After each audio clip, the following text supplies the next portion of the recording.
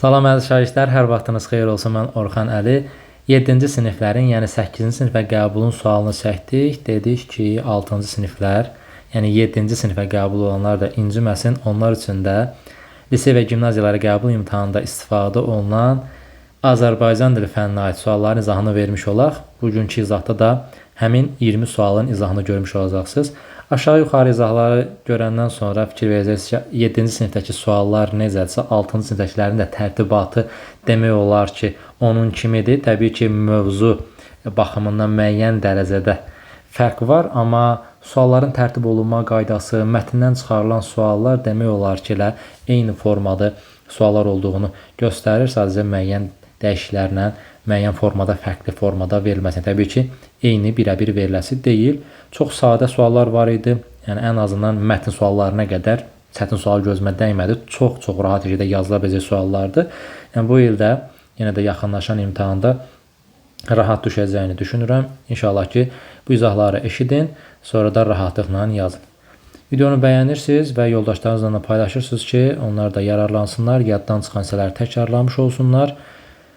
Keçək izahımıza. Deməli, birinci suala deyir ki, mənsubiyyət şəkilçisi ilə ismi müəyyən edin. Həmişə izahlarımızda qeyd eləmişik ki, sualı dərk eləmək lazımdır ki, məndən nə istəyir? Mən onu başa düşüm, ondan sonra həmin istiqamızda hərəkət edeyim. 1. Mənsubiyyət şəkilçisi olsun, 2. İsim olsun. Niyə bunu vurğuluyoruz? Çünki fikir versəz, burada variantlarda isim olmayan hissələrə də rast gələ bilərsiniz. Mənsubiyyət şəkilçisi istəyir, sən anında bilməlisən ki, mənsubiyyət şəkilçiləri hansılardır. Təbii ki, şəxs şəkilçilərini qarışdırmamalısan şəxs xəbəri sonluqlarla. Amsandır, ıqsınızdırlar. Bunlar bizdən şəxs sonluqlarıdır. Bəs mənsubiyyət şəkilçiləri hansılardır? ım, mı, ını, ısı. Yəni, saitlə bitib bitməməsinə görə bunlar bu formada. Imız, mız, ınız, nız, ısı, ları, ləri şəkilçilərdir. Mənsubiyyət şəkilçilərdir. Düzdürmü? Burada ona görə anında B bəndini çıxırsan, bir də D bəndini çıxırsan ki, mən həkiməm, o yolcudur. Biri birinci şəxsdə, bir də üçüncü şəxsdə. Şəxs sonluqları qəbul edib, mənə mənsubiyyət lazımdır. Qalır xəbərimiz, bir də igidlərim. Bizim xəbərimiz, mənim igidlərim. Hər ikisində mənsubiyyət şəkilçisi var. Çünki özündən əvvəl yiyəlik hallı bir söz tələb elədi. Yaxşı, bəs bu hissə arasında qalanda nə etməlisən? İkinci səndən soruşduğu hissəyə müraciət eləməlisən. Səndən isim istəyir. Nə olsun ki, mənsubiyyət şəkilçisi var igidlərim sözünün üzərində. Mən igid sözünü ayrıca təhlil eləsəm, sual versəm, igid hansı suala cavab verir, necə sualına cavab verir. Sadəcə lar, lər, cəm şəkilçisi və eyni zamanda mənsubiyyət şəkilçisini qəbul eləməklə onda isimləşmə baş verib. İsimləşmə isə isim olmaq demək deyil. Nə qədər sifətlər isimləşmə ilə üzləşirlər, belə deyək, isimləşmə hadisəsindən baş verir. Amma bu demək deyil ki, o sifət isim olur. Xeyr, isim olmaq sadəcə leksik şəkilçi vasitəsi ilə həyata keçə bilər. İndiki məqamda bu ancaq isimləşib deyə bilərəm. Morfoloji cəhətdən nədir? Necə sualına cavab verən bir sifətdir deyə C variantını atırsan, cavab qalır nə? A variantı xəbərimiz. Xəbər nə? Xəbərimiz də cəmdədir. Mənsubiyyət şəkilçisini qəbul edib bizim xəbərimiz. Birinci şəxsin cəmində. İşarə əvəzliyini müəyyən edin. Bundan asan sual nə gözləyirsiniz ki? Biz işarə əvəzliyi idi? Yox, təbii ki. Şəxs əvəzliyi idi. Onlar şəxs əvəzliyi idi. Hərə, hərlə hərəni qarşılayın. Hər, bütün, filan, öz, cümlə.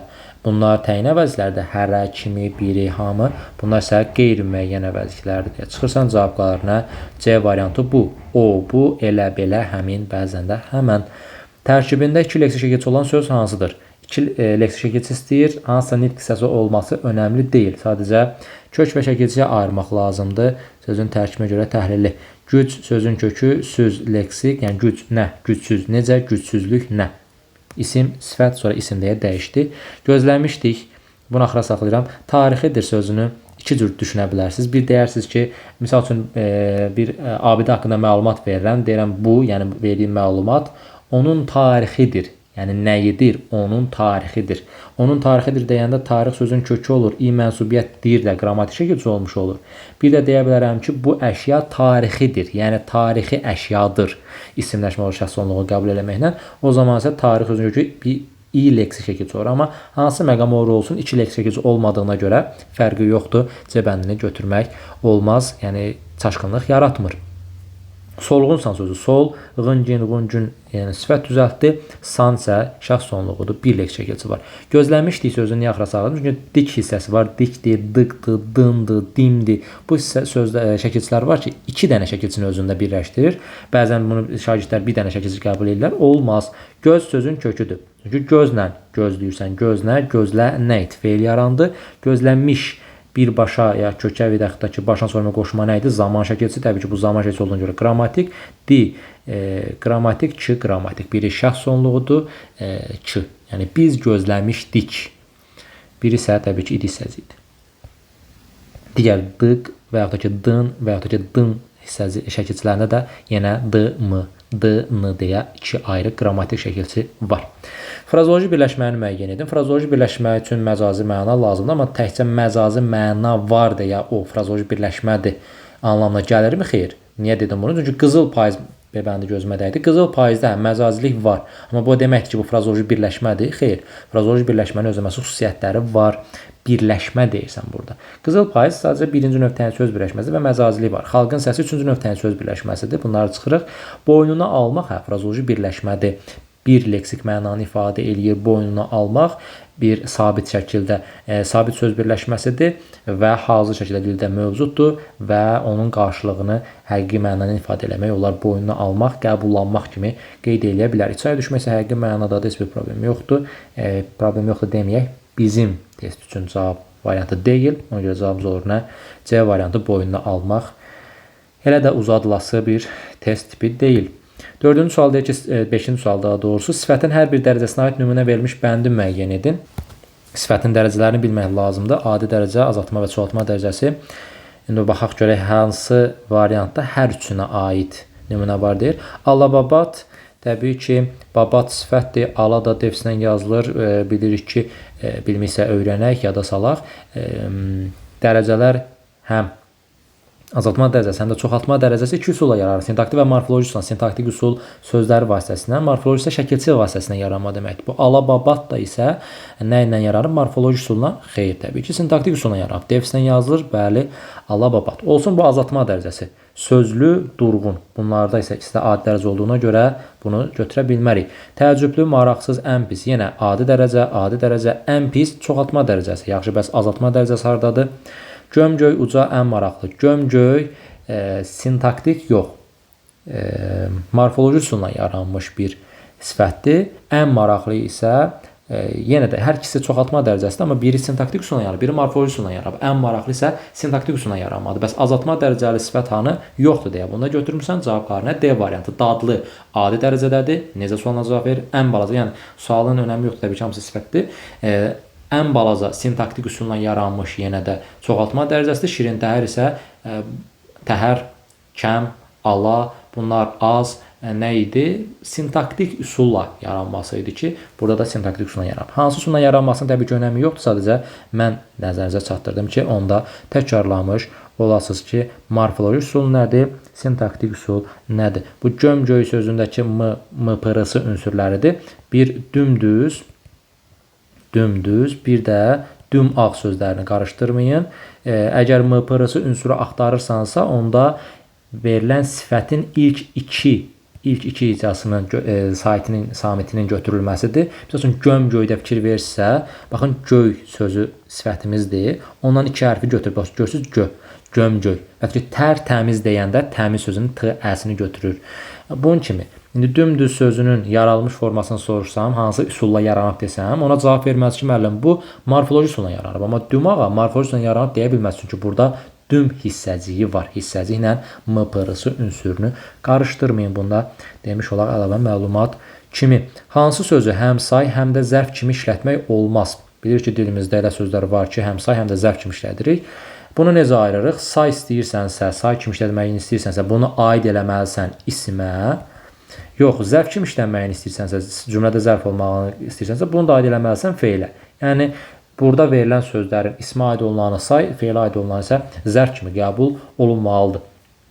sayla zərfdə müqayisə edəndə biri var əşyanın miqdarını bildirəsən, bir də var hərəkətin miqdarını bildirəsən. Təbii ki, buna görə dəyişir. Çox adam, çox danışmaq. Çox sadə misallarla keçək. Çoxlu adam, çoxlu danışmaq. Xeyli adam, xeyli danışmaq. Hamısında fikir verdinizsə, həm ismə aid eləyə bildim, həm feilə aid eləyə bildim. Amma bir neçə sözünü mən feilə aid eləyə bilmirəm. Bir neçə qeyri-müəyyən miqdar saydı zərf kimi işlənə, miqdar zərfi kimi işlənə bilmir. Yəni feilə aid eləyə bilmirəm. Ona görə cavabımız olur nə? B variantı bizdən də olmaz istəyirdi zaten. Hansı cümlədə tərz hərəkət zərfinin işlənib işlənmədiyini əminliklə demək olmur? Bəzən şagirdlər qarışıq salır bunu. Görəsən işlənmək, işləməmək, nədən, hansını götürməliyəm, işləməyini, işləməməyini. Fikir verinsə burada deyir ki, işlənib işlənmədiyini əminliklə demək olar. Ya işləndiyini əminliklə, ya işlənmədiyini, fərqi yoxdur. Bunda azadsan. Rahat ikisini seçə bilərsən. Bunu niyə deyirəm? Çünki A bəndində araşdırır şagird, deyir, bir qədər gedib yoruldu. Bir qədər gedib getmək feildir, bir qədər ona aiddir. Deməli, burada əminliklə deyə bilərəm ki, tərz hərəkət zərfi var. Düzdür? Yoxsa yoxdur. Bir qədər gedib indi bir qədəri mən zərf kimi qəbul edirəm. Amma tərz hərəkət zərfidirmi? Təbii ki, xeyr, tərz hərəkət zərfi deyil. Maraqlı suallar onu oyuna cəlb edirdi. Maraqlı suallar onu oyuna cəlb edirdi. Ümumiyyətlə zərf yoxdur. Baxaq, maraqlı suala aiddir, onu oyuna cəlb edirdi. Yoxdur. Yəni bu artıq mən bu variant seçməyəm anlamına gəlirmi? Xeyr. Yəni mən əminliklə deyirəm ki, burada istifadə olunmuyor. Amma məndən soruşur ki, hansı cümlədə tərz hərəkət zərfinin işlənib işlənmədiyini əminliklə demək olmur. Burada da olur əminliklə, olmadığını burada da əminliklə deyirəm, yoxdur. Qatar sürətlə gedirdi, sürətlə gedirdi, nə tərzdə gedirdi. Burada əminliklə deyə bilərəm, var, amma D bəndində əminliklə deyə bilmirəm. Niyə? Bu da şəkilçinin məna fərqi yaratmağı ilə bağlıdır. İti gedərək özünü adamlara çatdırdı. Nə tərzdə gedərək özünü adamlara çatdırdı? İti gedərək, yəni yeyin getmək, sürəti getmək mənasındadır. Bir də it heyvan mənasında işlənilərsə, üzərindəki i mənsubə keçi kimi qəbul eləsən, onun iti gedərək özünü adamlara çatdırdı. Onun iti gedərək özünü adamlara çatdırdı. Biraz məna o qədər də mükəmməl olmasa da, amma yenə də o formada işlədə bilirəm. Ona görə cavabımız olur nə? D variantı. İti sözünün hansı formada işlədiyini mən bilmirəm. Ona görə əminliklə demək olmur ki, burada tərz hərəkət zərfi var, yoxsa yoxdur. Hansı cümlədə mübtədə və xəbərin uzlaşması gözləlir? Mübtədə və xəbər təbii ki, uzlaşması önəmli mövzulardandır. Şəxsə və kəmiyyətə görə uzlaşmadan söhbət gedir. Əksərən şəxsə görə pozulmalar yəni olmur, nadirən olur. Misal üçün, gələn mənəm. Gələn mənəm. Burada feil sifətin düzdür, isimləşməsi baş verir, amma yəni mənəm, bu birinci şəxsdən söhbət gedir, amma gələn o. Üçüncü şəxs, birinci şəxs. O, təbii ki, şəxsə görə uzlaşma pozulubdur burada. Kəmiyyətə görə isə çox rahatdır. Əgər lar varsa, lar götür. Lar yoxdursa, lar olmamalıdır. Məsəl üçün, onlar bizi tanımadı, lar olmalıdır. Bitdi, getdi. Mübtədanın üzərində lar görürsən, bəli. Burada da lar olmalıdır. Kəmiyyətə görə uzlaşma budur. Əgər mübtədanın üzərində lar varsa, deməli xəbərdə də olmalıdır. Yoxdursa, xəbərdə də olmamalıdır. Və söz birləşməsi olanda biraz dəyişə bilər. Misal üçün, onların hamısı gəlmişdilər. Belə deyəcəm. Onların hamısı gəlmişdilər. Yazıram bura, onların hamısı gəlmişdilər. Bu artıq səhv eləmiş olacam. Amma müəllim, niyə onlarda larlar şəkilçisi var axı? Olsun. Burada mütləq şəkildə söz birləşməsi olanda fikir vermək lazımdır. İkinci tərəfdə əgər varsa larlar şəkilçisi, o zaman sən uyğunu götürə bilərsən. Yəni onların hamısı, düzdür, hamıları cəm şəkilçisi qəbul eləmir, başqa bir ifadə ola bilərdi. Onların hamısında cəm şəkilçisi görürsən, yox. Deməli, burada da olmamalıdır. Əgər verirsə, deməli, uzlaşma pozulub, gözlənilməyibdir. Bunu söz birləşməsində nəzərə almağı yaddan çıxartmırsınız. Yağışda islanan uşaqlar evə qaçdı, yox. Uşaqlar mübtədadır, qaçdılar olmalıdır. Burada da pozulub. Amma məndən gözləniləni istəyir. Heyvanlarsa sizə veriblər. Larlər, larlər. Bitdi. Başqa hissəyə baxmağa ehtiyac yoxdur. Cavab olur nə? C variantı. Bacıları bu gün ay günü həyətə düşürdülər. Söz birləşməsi yoxdur. Larlər var. Bacıların üzərində mübtədadır. Ona görə uzlaşma pozulub. Gəldik 9-cu suala. Mücərrəd mənalı düzəltmə isimləri müəyyən edilir. Mücərrəd olsun, düzəltmə olsun, isim olsun. Baxıram, mənə rahat olan nə ola bilər? İsim yox da başqa bir nitqsəsi olarsa onu çıxmaq olar. Düzdür? Ona görə B bəndi söhbətcil və ya ki, xəyali sözlərin anında çıxaram. Heç yoxlamıram düzəltmədir, yoxlamıram mücərrəddir. Nəyimə lazımdır? Ən azından isim hissəsinə uyğun gəlmədiyinə görə anında çıxırsan gedir. Daha sonra meşəlik sözü nə qədər çətin ola bilər ki, meşəlik sözü niyə mücərrət mənalı olsun ki, elə bar-bar bağırır birinci şeylə, mücərrətlə başlayır, böyük hərflə də başlayıb. Hə, meşəliyi anında deyirsən ki, bu konkretdir, çıxdın getdi. Hə, A ilə getdi, B də belə getdi. Qaldı C ilə D variantı. Hə, düşüncə, bilik mənim cavab variantım olsun, yoxsa duyğu ilə quru. Hə, quru sözün kökünü tap görüm nədir? Qur. Quru ilə qurun nə əlaqəsi var? Düzəltmə olmadığına görə bunu da çıxırsan, cavab qarnə C variantı. Düşün, nə et? Düşüncə, nə? Bil, nə et, bilik, nə? Bu formada götürük mücərrət mənalıdırmı? Bəli. Düzəltmədirmi? Bəli. İsimdirmi? Düşüncə, nə? Bilik, nə? İsrafçılıq sözünün leksik təhlildəki səhv fikri müəyyən edin. Leksik təhlil soruşa bilər, fonetik təhlil soruşa bilər, morfoloji təhlil soruşa bilər. Leksik təhlil soruşursa, mən nəyə baxmalıyam? Bəzən olur, indi bu testdə yoxdur, amma bəzən olur ki, leksik təhlillə bağlı sual verir, amma fonetik təhlildən bir düz məlumat atır ora, ya yanlış məlumat atır. Yəni, diqqətli olun həmin hissələrdə. Leksik təhlil istəyirsə, leksikologiyada, leksika bölməsində nə öyrənibsənsə, onlarla bağlı amonimlik, sinonimlik, antonimlik, ümüşlə olmayan onların növləri və s. Bu formada suallar, variantlara baxmaq lazım. İndi yazır ki, mənası israfçı sözü A bəndə yazır ki, bədxərc sözü ilə sinonimdir. Baxıram, sinonimlikdə ən önəmli olan nədir? Eyni hissəsi olması, israfçılıq, lıq şəkilsəm düzələn bir isimdir. Nə sualına cavab verir? Bədxərc isə mürəkkəb sifətdir. Bədxərc necə sualına cavab verir? Biri nə, biri necə sualına cavab verirsə, bunlar necə sinonim edə bilər? Heç cür. Ona görə elə səhv variant A variantı olur. Keçirik B bəndinə. Yoxlamağa amonimliyi yoxdur. Təbii ki, yoxdur. İsrafçı sözü mən necə anonim kimi işlədə bilərəm ki, başqa mənasında. Köhnəlmiş söz deyil, düz deyir. Leksik mənası lazımsız yerə pul xərcləmək deməkdir. Bəli, lazımsız yerə pul xərcləyəndə israfçı, xərcləməyə isə israfçılıq deyilir. Uyğunlaşdırın. Yalnız uyğunlaşdıraq. Sehirkar oynayaraq. Bu formada verirsə, deməli, fonetik təhlildən. Yuxarıda leksik təhlil, burada da fonetik təhlil. Bunu yazmamaq olmaz. Düzdürmü? Sehirkar sözünün əgər mən tələffüzünü istəyirəmsə, daha doğrusu mən variantları uyğunlaşdırmaq istəyirəmsə, birinci bundan tələffüzünü yazmalıyam. Sehirkar 3 dənə samit yanaşı gəldiyinə görə sehirkar formasında tələffüz olunur. Biraz səliqəsiz yazdıq. Aha. Bir də oynayaraq. Oynayaraq sözü isə oynayaraq kimi tələffüz olunur. Burada yazıram oynayaraq. 2 dənə də fərq buradadır. X əvəzlənməz. İncə qapalı sait işlənib. İncə qapalı i-dən söhbət gedir, oynayaraq da yoxdur. 1-ə uyğun gəlir A. 2 nə yazaq? B bəndində yazır ki, ahəng qanununa tabedir. Sehirkar ahəng qanunundan söhbət getsə, təcə mən nə etməliyəm? Bura yox, bura baxmalıyam. Düzdür? Düzdür, o qədər də fərq eləmədi bu sözdə, amma o əsas vermir ki, mən bura gətirim baxım. Ona əsas vermir qəti şəkildə. Çünki ahəng qanunudur, vurğudur, hecadır. Mən bunu nəyə görə? Yazışa görə aparmalıyım. Digər hissələr qapalıdır, incədir, dodaqlanandır, kardır, cingiltilidir, qarşılığı var, yoxdur. Bunların hamısını tələffüzə görə aparmalıyam. Bunu yaddan çıxartmırıq. Ahəng qanuna tabedirmi sehirkar? Yox. Oynayaraq bəs tabedirmi? Bəli, tabedir. O və A qalın saitlərdən təşkil olunub. Ona görə B 2-yə uyğun gəlmiş oldu. Yəni ikinci söz oynayaraq sözünə. Ancaq açıq saitlərdən ibarətdir. Tələffüzə baxacam. Ancaq açıq saitlər. Sehirkarda i var, oynayaraq da u var. Əgər mən bura baxsam, fikir versə, ancaq açıq saitlərdən. Həm sehirkar sözü, həm də oynayaraq sözü ancaq açıq saitlərdən ibarətdir. İkisinə də uyğun gəlir. Onda da heç uyğunsuzluq yaranır. Amma mən nəyə baxmalıyam? Tələffüzə. Tələffüzə baxanda isə hər ikisində əlavə olunan saitlərin qapalı sait olduğunu görmüş olduq. Yəni C variantı heç birinə aid deyil. Bir kar samit işlənib. Tələffüzə baxsan, sehirkarda s da var, x da var, k da var, 3 dənədir. Amma oynayaraq da y, n, y, r cingiltilidir, x isə kardır, bəli, bir dənədir. Bir dənə olduğuna görə D bəndini götürdük bura. K kar samitdir. Baxaq görək, hansındadır? Sehirkar. Oynayaraq da k yoxdur. Təbii ki, sehirkar sözündə isə k var və kar samitdirmi? Bəli, kar samitdir. Birə də oldu y. 1 A, y, 2 B, D. Cavabımız oldu A variant. Gəldik mətn suallarına. 7-ci sinifdən 8-ə qəbulda da demək olar ki, eyni tipli suallar idi. Düzdür, orada mətn sualları sayı 8, burada 6-dır.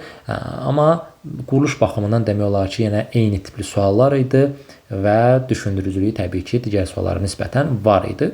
Bu da normaldır. Təqribən 100 min il bundan əvvəl yer kürəsinə kəskin soyuqlar düşdü.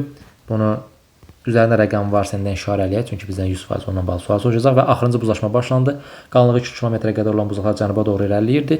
Məncə bunu oxumayım, çünki vaxtımız boş yerə getmiş olacaq. Gələk suallara baxaq.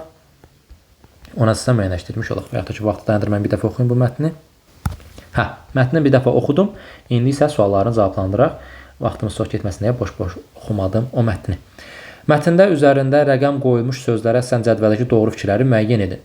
Dediyim kimi 7-ci sinifdə də belə bir sual var idi. Tiplər olaraq demək olar ki, eynidir. Deməli, 1. Düşdü. Baxıram. 100 min il bundan əvvəliyə kəskin soyuqlar düşdü. Məcazidir yoxsa həqiqidir? Təbii ki, soyuqların düşməyi məcazi mənadadır. Nə yazıb? Məcazidir. Düzdür. Mətndəki mənasına uyğun işlənmiş cümlədirmi? Baxın, bu mətndəki mənasına uyğun işlənən cümlə də qeyd edə bilər, işlənməyən də edə bilər. Bu dəfə mənasına uyğun, yəni mətndəki mənasına uyğun. Mətndəki məcazi isə buradakı məcazi olmalıdır. Həqiqi isə burada da həqiqi olmalıdır. Qorxudan ürəyi ayaqlarına düşdü. Təbii ki, bu da məcazi mənadır. Məcazidir, doğrudur. Məndən də doğru fikri istəyirdi. 1-i götürürəm. 2. Hansı sözün üzərində? Ağır sözünün. Yeni iqlimə uyğunlaşdığı bir qismi isə ağır həyat şəraitinə davam gətirməyib tələf oldu. Ağır həyat təbii ki, məcazi məna olduğuna görə məcazi yazıb zaten. Doğru qəbul edirəm. İndi əsas məsələ ikinci səsdir. Fəhlə ağır bir qapı qaldırdı. Xeyr. Mən bunu doğru qəbul edə bilmərəm. Niyə? Çünki burada əgər məcazi mənada işlənmişdisə, elə mətndəki mənası burada da məcazi olmalıydı. Amma ağır qapı məcazi məna olmadığına görə bunu götürə bilməzsən. Məndən doğru bir uyğunlaşmanı istəyir. Üçüncü rəqəm görək. 3 hansı sözün üzərinə yazılıb? Soyuq. Baxaq. Eyni zamanda insanlar da tundranın və soyuq çöllərin iqliminə uyğunlaşırlar. Soyuq çöl niyə olmasın ki? Həqiqi mənadadır. Baxırıq elə həqiqi mənada olduğunu qeyd edib, bu soyuq müharibələr davam edirdi. Mətndəki mənası həqiqidir, amma soyuq müharibə deyə bir anlayış məcazi anlayış olduğuna görə bunu da doğru qəbul edə bilmərəm. 4-cü, baxaq hansı sözdür? Vəhşi sözüdür. Vəhşi heyvanları yat üstü ağac budaqlarla örtülmüş dərin çuxura salaraq ya da uçurumdan ixraq olurlar. Vəhşi heyvan niyə məcazi olsun ki? Həqiqi mənadadır. Baxıram, həqiqinin altına plus atıb, doğrudur. Mətndəki mənası həqiqi olduğuna görə burada da həqiqi olmalıdır. Vəhşi ayı ilə üz-üzə dayanmış. Təbii ki, vəhşi ayı da heç bir məcazilik daşımır öz üzərində, həqiqi mənadadır və 4-dür. Doğru qəbul edirəm. 5. Hansı sözdür? Hardasan ay 5. Salaraq, baxaq. Örtülmüş dərin çuxura salaraq. Çuxura salmaq niyə məcazi məna olsun ki? Həqiqi mənadadır, çuxura sala bilərəm. 5. Həqiqətən həqiqi məna olduğunu qeyd edib. Vedrəni quyuya saldıq. Bu da tamamilə həqiqi mənadadır. Bunu da götürəcəyik çünki mətndəki mənasına uyğun işlənən cümlədə uyğunluq təşkil edir. Deməli 1, 4, 5-də doğru fikirlər öz əksini tapır. Cavabımız oldu A variantı. 13-cü sualda görək nə deyir? Altından xətt çəkilmiş söz hansı bənddə mətndəki mənasına işlənmişdir? Altından xətt çəkilmiş söz hansıdır? Çəkildi. Baxaq. Heyvanların bir qismi cənuba çəkildi. Yəni geriyə doğru irəlilədi mənasında, geriyə getdi mənasındadır. Cənuba çəkildi. Bir qismi yeni iqlimə uyğunlaşdı. Baxaq görək nə deyir variantlarda. Şəhərə yeni yollar çəkildi. O çəkilməklə bu çəkilməyin əlaqəsi yoxdur. Çünki eyni məna istəyir. Bu üçün çox zəhmət çəkmək əlaqəsi yoxdur. Müharibə öncəsində yeni filmlər çəkmək əlaqəsi yoxdur. D bəndinə fikir verin. Düşmən ordusu Azərbaycan torpağından çəkildi. Orada yenə də çəkilmək mənası, burada da geri çəkilmək mənası var deyə ikisi də eyni mənadır. D bəndi doğru cavabımız olmuş olacaq. 14-cü sualda deyir ki, mətndə nöqtələrin yerinə hansı fikir yazılsa məzmuna xələl gəlməz. Baxaq. Deməli, mezolit dövründə təbiətdə ciddi dəyişikliklər baş vermişdi. Dünyanın yarıdan çoxunu örtmüş buzlar yavaş-yavaş əriyərək şimala çəkilmiş. Bir çox iri və ləng yerişli heyvanlar məhv olmuş, onları iti yerişli xırda, yəni məhv olubsa, onları xırda heyvanlar və bu aspektdə olan sözlərlə əvəz edə bilərik. Davamını gətirə bilərik. Xırda heyvanlar, xırda canlılar və s. kimi. Baxaq görək nə var. Xırda heyvanlar əvəz etmişdi. 1. Bitkilər əvəzləmişdi. Heyvanları niyə bitkilər əvəzləsin ki? Balıqlar və sürünənlər əvəzləmişdir. Yox, canlılar da ola bilər. Baxaq elə heyvanlar və canlılar sözündən istifadə eləmişdik. 1, 4 ora uyğun gələn ifadələr və cümlələr olduğuna görə götürürük cavabımızı C variantı. Heyvanlar əvəz etmişdi. Bir də canlılar əvəzləmişdi. Bu nöqtələrin yerinə uyğun gələn hissədir. 15-ci suala gəlsək, nömrələnmiş hansı cümlənin mətnlə əlaqəsi zəifdir? 1, 2, 3, 4. Yəqin ki, nömrələnmiş hissələri var. Bu üstəki yox. Nömrələnmiş 1-dən başlayır. Deməli, qalınlığı 2 kilometrə qədər olan buzlaqlar cənuba doğru lap başdan başlasam, təqribən 100 min il bundan əvvəl yer kürəsinə kəskin soyuqlar düşdü, soyuqlardan başladı və axırıncı buzlaşma başlandı. Qalınlığı 2 kilometrə qədər olan buzlaqlar cənuba doğru irəliləyirdi. Baxın cümlə mətn nə ilə başladı? Soyuqlaşma ilə, soyuqlarla, soyuqların düşməsi ilə cümlə yenə davam elədi buzlaqlarla. Niyə mənası uyğun olmasın ki? 1, yəni götürmərəm. 2. Heyvanlar bir qismi cənuba çəkildi, bir qismi yeni iqlimə uyğunlaşdı, bir qismi ağır həyat şəraitinə davam gətirmək tələf oldu. Yenə soyuğun təsirindən səbəbi ilə əmələ gələn nəticədən bəhs eləyir. Niyə mənası olmasın, uyğunsuz olsun ki? 3. Eyni zamanda insanlar da tundranın və soyuq çöllərin iqlim yoldaşları yenə də eyni məna davam edir. Amma 4-ə fikir verin. Soyuqlarla danışdığı yerdə yazır ki, qidalanma bütün bəşər tarixinin problemi olub. Hardan, nədən danışırdı, hardan və nəyə keçid elədi. Ona görə 4 burada biraz mətndəki mənadan uzaqlaşır. Vəhşi heyvanları ya üstü ağası budaqla örtülmüş dərin çuxura salaraq ya da uçurumdan yıxaraq ovlayırlar.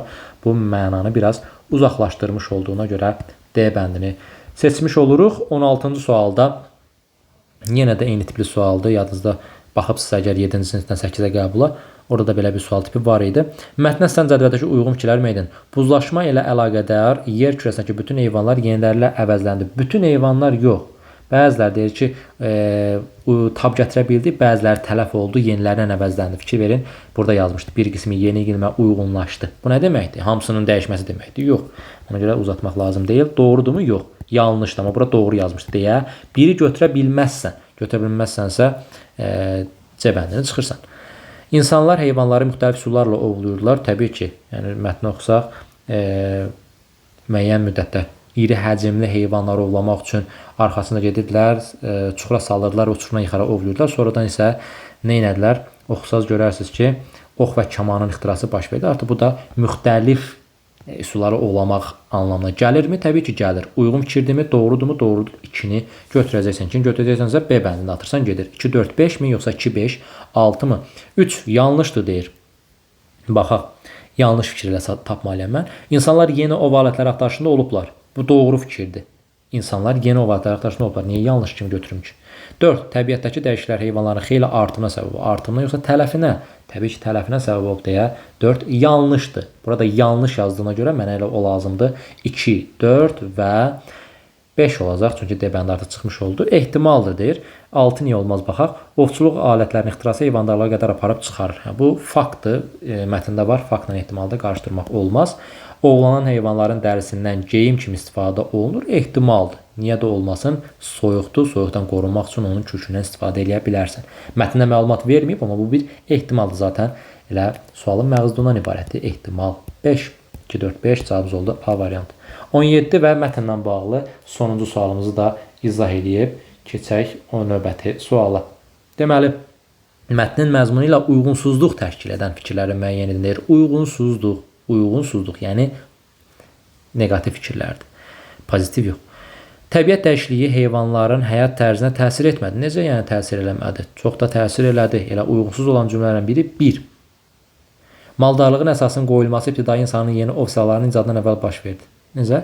Maldarlığın əsasının qoyulması ibtidai insanın yeni ov silahlarının icadından əvvəl baş vermişdi. Xeyr. Burada fikir verin, yazır ki, ox və kaman ixtirası heyvanları ovlamaq üsullarını xeyli asanlaşdırdı. Onlar daha çox heyvan ovlamağa başladılar və heyvandarlığın əsası qoyuldu. Deməli, birinci ox və kaman ixtira olunsun. Bunlar daha çox heyvan ovlasın və tutsun ki, heyvandarlığın əsası qoyulsun. Amma burada 2 də tərsinə yazır. Deyir ki, maldarlığın əsasının qoyulması ibtidai insanın yeni ov silahlarının icadından əvvəl baş vermişdi. Bu tamamilə yanlışdır. Yəni, yerlər dəyişikdir, belə deyək. 1-2 cavabımız oldu. A variantı, digərlərini baxmağa gərək yoxdur demirik. Baxırıq hamısına daha aydın olsun deyə. Mezolit dövründəki təbiət dəyişkənliyi heyvan əvəzlənmələri ilə yadda qaldı. Bəli, orada qeyd edilmiş nöqtələrin yerinə olan silah var da, xırda heyvanlar əvəzləndi falan. 4 isə icad olunan yeni adlar qida ehtiyatının artırılmasını asanlaşdırır. Bəli, bayağı oxuduq burada. Xeyli asanlaşdırdı. Bu da rast gələn bir cümlə idi, uyğundur. Uyğunsuz olan cümlələr isə 1-dən 2. Mətnlə bağlı bitdi. Maraqlı və qəşəng suallar idi. Mətnlə bağlı həmişə belə düşündürücü suallar verirlər. Diqqətli olsaq, hamısını doğru yazma ixtidarında olan, yazılmalı olan sual tipləridir. Yaza bilərik bunu. 18-ci sual. Məncə bir çox şagirdin yanıldığı sual tiplərindən biri ola bilər. Amma diqqətlə baxsaq, wow, çətin bir sual tipidirmi? Xeyr. Amma biraz düşündürə bilər. Daha rahat necə həll edeyim deyə soruşsaz, cavabında deyərəm ki, misal üçün, üçüncü şəxs sonluğu işlənmir deyirsə, sən bunu qayda kimi əzbər yadda saxlamaya ehtiyac yoxdur. Bir dənə söz, bir dənə feil nümunə gətirə bilməyəcəksən ağlına. Niyə gətirmirsən ki? Gəlmək, getmək, görmək, bilmək, oxumaq. O qədər var ki. Getmək. İndiki zamanda deyir, üçüncü şəxs sonluq işlənmir. O gedir. O gedir indiki zaman, ir şəkilsindən başqa nəsə şəkilci görürsən? Yox. D şəkilçisi getdi. O getdi. Nəsə başqa bir şəkilci görürsən? Yox. Deməli, üçüncü şəxs sonluğu işlənmir. Həm 1-də, həm 2-də. Doğrudur. Üçüncü şəxsin təkində şəxs sonluğu işlənir. Üçüncü şəxsin təkinə söhbət gedir. O. Arzu şəkli. Kaş o gələ. Kaş o gələ deyəndə A şəkilçisi var. Düzdür? Başqa nəsə görürsən? Yox. Amma burada yazıb şəxs sonluğu işlənir. Bunda işlənmir deyə. Burada işlənmir yazmışdıq. Gördün, götürdüm. Burada işlənir yazıb arzu şəklində işlənmir. İşlənir olan hissəni mən götürməliyəm. Vacib şəklinə baxsam, üçüncü şəxsin təkində şəxs sonluğu işlənir. Bəli. O gəlməlidir. Malum əli vacib şəklinin şəkilçisi olduğuna görə onu istifadə edim və dır şəxs sonluğu mütləq. O gəlməli demirəm ki, deyirəm o gəlməlidir. İstifadə olundu yəni. 1, 2, 4 ilə başlayansa D variantı oldu. Davamını gətirək. Qurursa düzəltmə saydır. 5-ci təbii ki, qurursa düzəltmə saydır. Amma neçənci? Qurursa düzəltmədir. Amma say deyil. Sayın sualı ola bilər. Bu əvəzlikdir. Miqdar sayıdır. 5-ci yoxsa çoxlu. İkisi də saydır. Amma biri sıra sayıdır, bir də miqdar sayıdır. Miqdar sayıları 3 ilə bölünür. Müəyyən miqdar sayıları, qeyri-müəyyən miqdar sayıları, bir də kəsr sayıları. Burada isə qeyri-müəyyən miqdar sayı vermişdi. 8-i zaten cavablarda götürmüşdü. 5-ci isə düzəltmə sıra sayıdır. Gəldi 19 və 20-ci suala. Bundan da yekunlaşdırmış oluruq. 6-cı sinifdən 7-ci sinifə qəbulda 20 dənə Azərbaycan dilinə aid sual var. Düzgün fikirləri istəyir məndən. Bir sıra mühəndislər ifadəsi qrammatik cəhətdən doğrudur. Bəli, bir sıra bir çoxdan sonra gələn isimlər mütləq cəmdə olmalıdır ifadəsi var idi. Qaydası var və burada yanlış yazıb. Mən bunu niyə yanlış götürmüşdüm? Doğru bir qaydadır. Ora bura işarə əvəzlikləridir. Ora bura işarə əvəzlikləridir. Əvəzlikdirmi? Xeyr, əvəzlik deyil. Ora bura zərfdir, yer zərfləridir. Bəs işarə əvəzlikləri o bu. O bu ayrıdır, ora bura ayrıdır. Məzmununda ora burada indi işarəlik ola bilər, amma o demək deyil ki, bu əvəzlik götürülməsin. Xeyr, əvəzlik deyil, yanlışdır. Elə qarşısında da yanlış yazdığına görə 2-ni götürəcəksən. Hər şey və hər kəs sözləri qurursa mürəkkəb təyin əvəzlikdir. Xeyr, təyin əvəzliklər hər bütün filan özdür, mürəkkəbi yoxdur. Hər şey hər kəsə qeyri-müəyyəndir. Doğru yazıb qarşısına. Üçün niyə götürüm ki? Yanlış məlumatdır. Fəsli, nəsli, baxışı sözlərinin ismin təsir halında olduğunu əminliklə söyləmək olmaz. 7-ci sinifə, 8-ci sinifə qəbulda da belə bir tip sual düşmüşdü. Orada da qeyd eləmişdik. Alınma və milli mənşəli sözlər olaraq 2 yerə bölünür. Alınmalara həm mənsubiyyət, həm hal şəkilçisi artıranda düşmə hadisəsi baş verir. Millilərə isə yalnız və yalnız mənsubiyyət şəkilçisi artıranda düşmə hadisəsi baş verir. Bu bütün isimlər üçün keçərli deyil təbii ki. Zaten gözünüzün önündə baxış sözü var. Baxış sözü misal üçün bu qəbildən olan sözlər deyil. Fəsil və nəsil sözü uyğundur bu hissədə, qaydada olan sözlər. Amma baxış sözü ümumiyyətlə burada deyil. Burada yazır ki, sözlərin ismin təsir halında olduğunu əminlə söyləmək olmaz. Bəli, doğru fikirdir. Niyə? Çünki fəsil və nəsil sözləri alınma mənşəli sözlərdir. Onlarda düşmə hadisəsi baş veribsə, sən bilə bilməzsən ki, onun üzərindəki təsir halıdır, yoxsa misal üçün deyirəm bahar fəsli. Baharın fəslində burada mənsubiyyət deyib, bir də deyirəm fəsli çox sevirəm. Fəsillər mənasında bu fəsli. Burada isə təsir aldı. Yəni ikisində də düşmə hadisəsi baş verdiyinə görə nəsli də həmçinin, baxış sözüdə isə ümumiyyətlə düşmə hadisəsi baş verməyib. Bu o demək deyil ki, mən bunu tutum, bu deməli 100% təsir etdi. Xeyr, baxış sözü bu qəbildən olan söz deyil. Orası sən nə artsansa düşmə hadisəsi baş verəsi deyil və əminlə söyləmək olmaz. Doğru bir fikirdir. Mənsubiyyət yoxsa hal şəkilçisi olduğunu müəyyənləşdirməyimiz çətindir. 2-4 cavabımız oranı C variantı. Alın, burun, ovuc, oğul, alınma mənşəli olan ağıl sözü istisnadır ki, milli mənşələrin sırasına gedir. Orada yalnız mənsubiyyət artanda düşmə hadisəsi baş verir. 20-ci və sonuncu sual. Verilmiş cümlə haqqında yanlış fikirləri müəyyənləşdirin deyir. Güclə duyulacaq əhəngiyi bizə bu dar dalandakı sakitliyin, rahatlığın və təmizliyin daimiliyindən xəbər gətirdi. Cümləsinə bağlı fikirlər verir.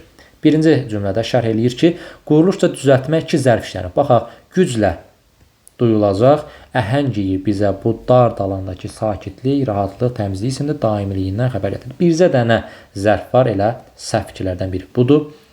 Həm müəyyən, həm də qeyri-müəyyən yəlik halda olan söz işlənir. Baxaq, güclə duyulacaq əhəngiyi. Əhəngiyi ikinci növbənin söz birləşməsində əhəngin iyi deyilə bilər. Bu olsun qeyri-müəyyən yəlik hal. Bəs müəyyəni hardadır? Təbii ki, var. Sakitliyin, rahatlığın, təmizliyin, daimiliyi. Burada üçüncü nöqtənin söz birləşməsidir. Təbii ki, sakitliyin daimiliyindən, rahatlığın daimiliyindən, təmizliyin daimiliyindən deyib təkrara yol verməyib.